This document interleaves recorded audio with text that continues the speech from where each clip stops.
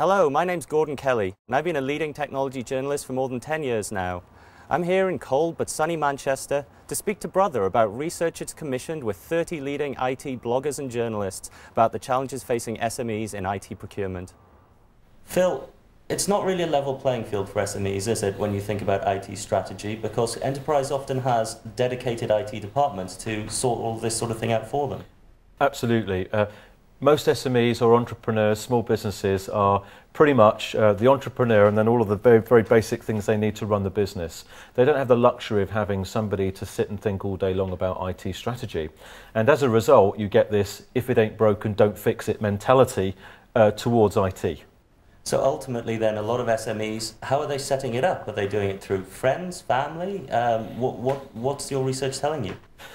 It's very, very clear that certainly from the research we've heard from all these top industry journalists and bloggers is that SMEs aren't doing enough to think about their IT strategy. And what tends to happen is that either somebody who shows some flair towards it in the organisation, not officially, it becomes their sort of bolt-on job to their curricula, to their job description. They kind of have to do this on top of all their other duties. So it doesn't actually ever become strategically thought about. Right, so say little Johnny turns up and sets up an Outlook server and goes off to university, and then the company sits there almost terrified to change anything. Absolutely, it becomes almost frozen, and then they can't take any advantages of all these wonderful new developments that are taking place in the world, things like cloud computing. Yeah. So essentially what becomes important then is an SME needs reliability, but they're also terrified of change. So products can stay in one place for a long time without evolving. What's the practical way that an SME can try and get themselves out of this rut? It's a great observation, Gordon, that it's almost kind of like you're in this frozen zone, that you're frightened to do anything because you can't afford for it to fall over. And we have to remember that IT is a very, very key part, and if it goes wrong in an SME, it's business critical. Yeah. A large corporate has the luxury of switch on backup servers and just swap something over. Everything's so easily done. Yet for an SME, something goes wrong, then it's absolutely the whole business could stop overnight. So what are the practical ways that an SME can go about trying to break this? SMEs need to just think a little bit more about how they deploy their IT. There are so many things that they can do, so many bits of research that they can read, but of course the main thing is actually having the time to do this. So I think SMEs should talk to their suppliers and ask for their suggestions about how they could improve or upgrade. SMEs can use all sorts of business resource services like Chambers of Commerce, like the Institute of Directors and other membership organisations. There's absolutely loads of free advice knocking around which they can implement. SMEs can also use websites run by manufacturers, so manufacturers like Brother or Microsoft or any other technology brand have very, very huge websites with all sorts of great information on with easy tips.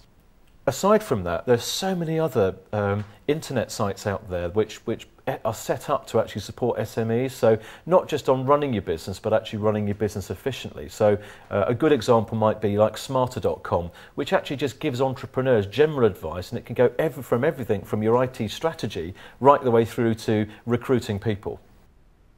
Because it's interesting, if you look at an SME's business model, what they really want to do is they want to get on running their business. They like a one-stop shop solution, something which they'd get in, they'd say, here's some laptops, here's the printers, here's the architecture, and we can support it. But the problem is for a lot of resellers, those in the channel, they're not always a specialist across the board. Interesting, when you looked at this whole piece of research, what it was actually saying was that the reason SMEs probably aren't making all of these changes are because they don't want to really touch things, they're frightened of things going wrong, the business criticality. But equally, another barrier is actually they have to deal with so many different suppliers to actually kind of knit all this stuff together. Yeah. And I think there's a rather clear message there for resellers in the UK or the dealers where they buy this equipment for, to try and provide as much of the customer's requirements as they possibly can. So that's an actual opportunity for them.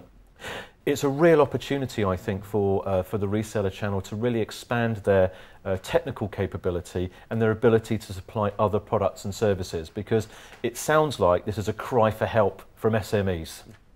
So in sum then, if you have 5 again top tips for this sector, what would it be? My 5 top tips would be, again, think about IT a little bit more. Reserve some time. Actually create a plan for your IT. Do what the big companies do. It doesn't have to be a Bible, but it could just be a 2 or 3 page paper on where you want your IT to go. Throw that paper out to the people that supply your products at the moment.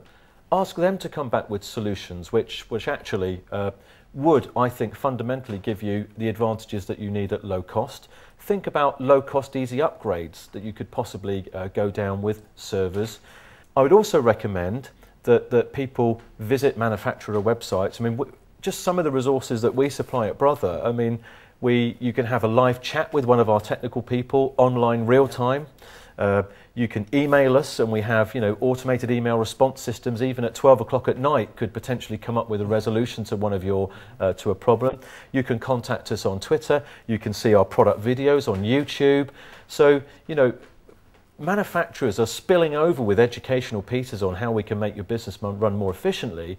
But if you're not reserving the time to review those things, Gordon, then you're always going to be in the dark with your IT. So essentially, you spend the time now, it should pay you back later.